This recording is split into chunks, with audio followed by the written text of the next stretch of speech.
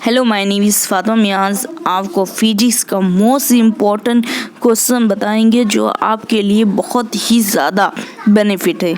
जो 6 मार्च को आपका जो फिजिक्स का पेपर है, अगर आप उससे पहले अगर आप मेरी वीडियो को देखेंगे और इसमें बताए हुए सवाल को अगर आप याद कर लेंगे तो आपको मेरी गारंटी है कि मेरे बताए हुए हर एक सवाल इसमें से फंसेंगे। अगर आपने मेरी ये वीडियो नहीं देखी तो आपने बहुत बड़ा नुकसान कर दिया।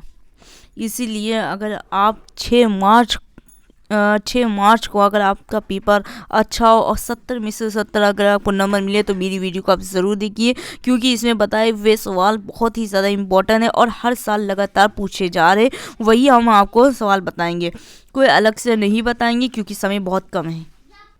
इसलिए हम स्टार्ट करते हैं। फिजिक्स में बहुत सारे न्यूमेरिकल्स पूछे जाते हैं। अगर आपको न्यूमेरिकल्स नहीं आते हैं तो प्लीज़ कमेंट बॉक्स में अगर आप बता देंगे तो फिर हम न्यूमेरिकल्स वाली वीडियो हम डाल देंगे।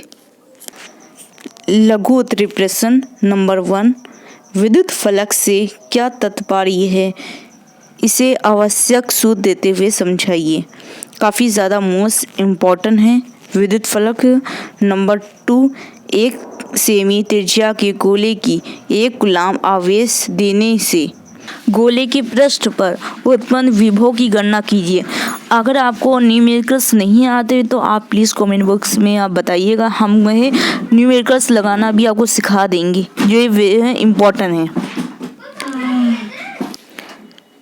और नंबर 3, एक गोलाकार चालक की त्रिज्या और 9.1 सेंटीमीटर इसकी धारिता तथा उस गोली की गणना कीजिए जिससे इसका विभव 100 वाट हो जाए, मतलब 1000 वाट हो जाए।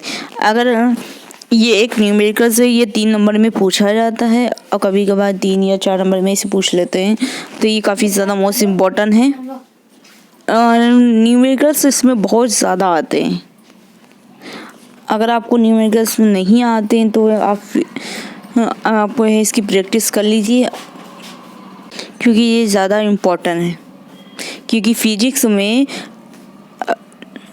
परिभाषा से ज़्यादा न्यूमेरिकल्स पूछे जाते हैं। विशेष प्रतिरोध की परिभाषा दीजिए तथा मात्रक बताइए।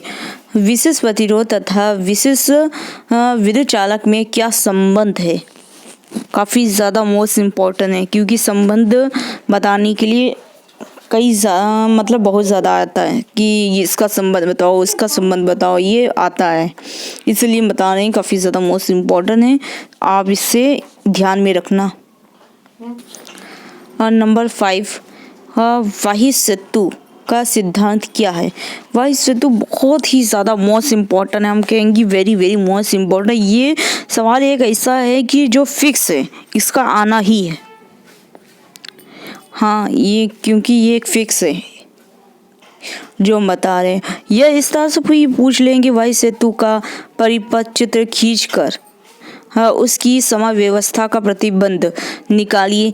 इसका डायग्राम आ जाएगा, बनाने के लिए आपको इससे बनाना पड़ेगा, और ये काफ़ी ज़्यादा मोस्ट इम्पॉर्टेंट है। नंबर 6 है, धारावाही चालक के कारण उत्पन्न चुंबकीय क्षेत्र की तीव्रता से संबंधित बायो-सेवर्ट नियम की व्याख्या कीजिए। बायो-सेवर्ट नियम की समीकरण की सहायता से निर्वात की और चुंबकीयशीलता का मात्रक और विमीय समीकरण निकालिए। काफ़ी ज़्यादा मोस्ट इम्पॉर्टेंट है कि हर चीज़ का विमीय सूत्र निकालना बहुत ज़रूरी है, क्योंकि विमीय आना चाहिए आपको, विमीय सूत्र आपको आना चाहिए, मात्रक आना चाहिए, विमीय सूत्र आना चाहिए। अगर आप फिजिक्स का पेपर है, अगर आपने मात्रक नहीं लगाया तो फिर आपका आंसर गलत हो जाएगा और आपका 2 नंबर आपके कट जाएंगे।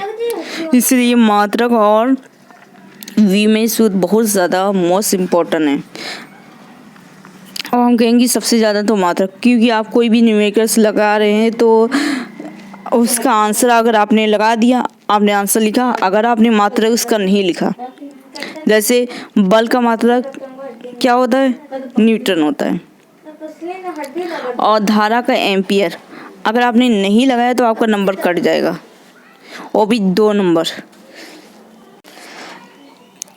नंबर 7, विद्युत चुम्बकीय प्रेरण संबंधी फैराडे का नियम लिखिए। फैराडे का नियम बहुत ही ज़्यादा मोस्ट इम्पोर्टेंट है। एक बड़ी नलिका के 100 प्रेरक गुणांक का सूत्र स्थापित जो है सूत्र प्राप्त कीजिए। काफ़ी ज़्यादा मोस्ट इम्पोर्टेंट है, वेरी मोस्ट इम्पोर्टेंट है। इसमें चुंबकीय प्रेरण से संबंधित फैराडे का नियम हमेशा आता है। पहला नियम और दूसरा नियम आपको याद रखना है।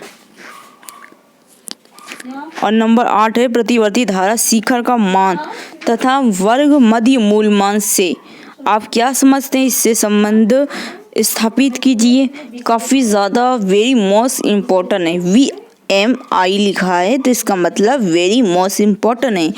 अगर है इसमें जो शिखर मान है वर्ग मध्य मूल मान जो है इसका न्यूमेरिकल्स आते हैं, इसलिए आप इसका न्यूमेरिकल्स भी लगा लेना। अगर आपको नहीं आए तो आप प्लीज़ इसका प्रैक्टिस ज़रूर कर लेना। और नंबर 9, तरंग गिरा किसे कहते हैं, उदाहरण देकर समझाएं। Very most important. और ये जो हमने सवाल आपको बताया ये फिक्स है। और नंबर 10, नाभिकीय संलयन और नाभिकीय विखंडन क्या है। Very most important. और नाभिकीय संलयन और विखंडन जो है ये फिक्स है, ये फिक्स सवाल है और हर साल लगातार पूछा जाता है कि संलयन का मतलब आप जानते हैं, जो मतलब 2 हल्के नाभिक क्या हुई है, जब 2 हल्के नाभिक जो होता है मिलकर एक भारी नाभिक बनाते हैं तो नाभिकीय संलयन। नाभिकीय विखंडन मतलब, और नाभिकीय विखंडन उसे कहते हैं जिसे विखंडन मतलब कि टूटना, एक भारी नाभिक 2 हल्के नाभिक में टूट जाए, अलग अलग हो जाए, उसे नाभिकीय विखंडन कहते हैं। जो हमने बताया ये बहुत ही ज़्यादा मोस्ट इम्पॉर्टेंट है। अगर आपने अभी तक मेरे चैनल को सब्सक्राइब नहीं किया तो प्लीज़ से सब्सक्राइब कर लीजिए, और अगर अच्छा लगे तो प्लीज़ से एक लाइक ज़रूर करना कि जिससे मुझे मोटिवेशन मिलता है।